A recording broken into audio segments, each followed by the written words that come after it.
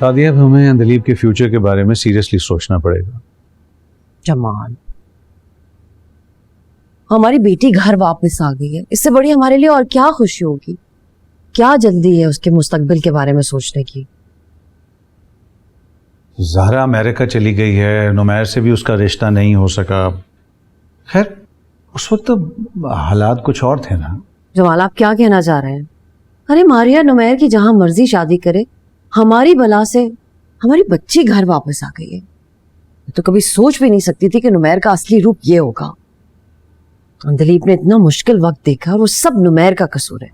मेरा तो ख्याल है कि हमें उनके घर जाना चाहिए और उन्हें साफ साफ बता देना चाहिए कि हमें तमाम हकीकत मालूम है। हमें तो नादिल को भी वहां से ले आना चाहिए। उन्हें क्या लगता है कि वो ये सब कुछ करेंगे और हम हाथ पे हाथ धरे बैठे रहेंगे? I agree. हम अपनी बेटी की इज्जत और वकार पर कोई आंच नहीं आने देंगे, कोई कॉम्प्रोमाइज नहीं करेंगे। हम तुम्हें क्या समझते थे और तुम क्या निकले? बीवी तो इंसान की इज्जत होती है, आबरू होती है, इंसान का कुल असासा उसकी फैमिली होती है। और तुमने क्या किया?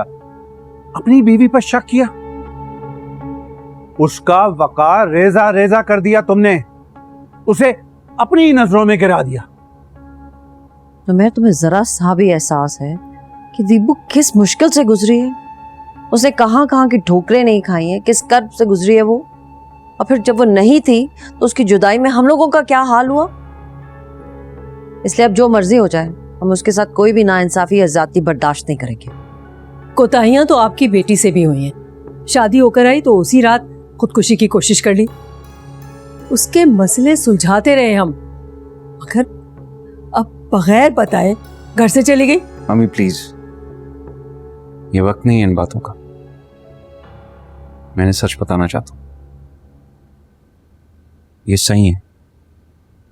ये दिलीप के माँ बाप हैं, इनको उसके दुखों का एहसास है और इनकी नाराजगी वजह है।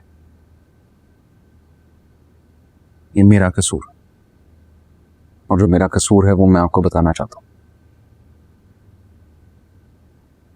मैं बाप नहीं बन सकता।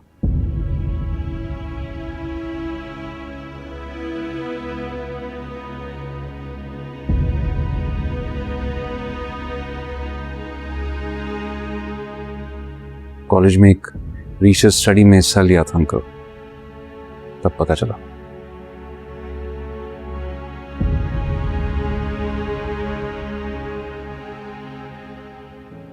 मैंने शक की बिना पर डीएनए जरूर करवाया था, लेकिन उसकी रिपोर्ट कभी नहीं ली। ना जाने वो शक का कौन सा लम्हा था जिसने मुझे गुनहगार बना दिया। काश वो लम्हा मेरी जिंदगी में आया ही ना होता। मैं मानता हूं मेरी गलती है, हर इंसान गलती करता है, और मैं अपनी गलती को जस्टिफाई बिल्कुल नहीं कर रहा अंकल, बल्कि मैं उसका इतराफ करना चाहता हूं। मैं आपसे और अंदलीप से हाथ जोड़ के माफी मांगता हूं। मैं आपका और अंदलीप का सबका गुनहगार हूं। मुझे समझना चाहिए था कि रिश्तों को कैसे निभाते हैं। सिर्फ मोहब्बत जरूरी नहीं होती, इज्जत व वकार और एतबार भी बहुत जरूरी होता है। और मैं चाहता हूं कि अंदलीप वापस आ जाए ताकि अनादिल को माँ और बाप दोनों का प्यार मिल सके।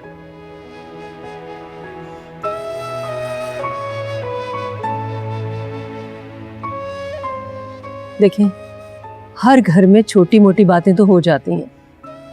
रिश्ते हमेशा शीरीन नहीं रहते, कभी कभी तलखियां भी हो जाती हैं। घर बनाने के लिए मर्द और औरत दोनों को कुर्बानी देनी पड़ती है। मैं तो यही चाहती हूँ कि नुमैर का ये घर सदा आबाद रहे।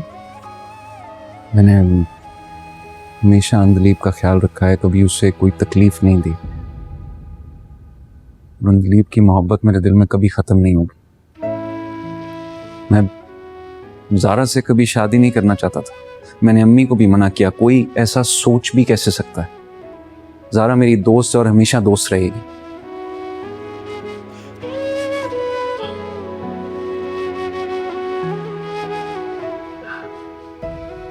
हम लोग क्या सोच कर आए थे और लोग की बातें सुनकर तो गुफ्तगू का रुख ही बदल गया है।